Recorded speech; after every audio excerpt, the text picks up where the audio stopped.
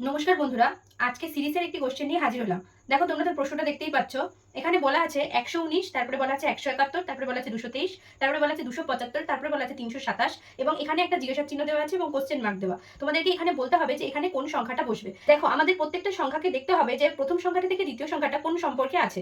দেখো, 119 থেকে 171, 171 থেকে যদি আমি 119 বাদ দিই, তাহলে আমার এখানে হবে হচ্ছে 2, আর এখানে হবে 5, 52। ঠিক একই রকম ভাবে আমরা দেখতে পাচ্ছি যে তাহলে 119 এর সাথে 52 যোগ করলে 171 হয়। ঠিক একই রকম ভাবে 223 বিয়োগ যদি 171 করি, তাহলে এখানেও আমরা বিয়োগ করলে পাবো 52। তাহলে এখানে পাচ্ছি কি 171 থেকেও 171 এর সাথেও 52 যোগ করলে আমি 223 পাচ্ছি।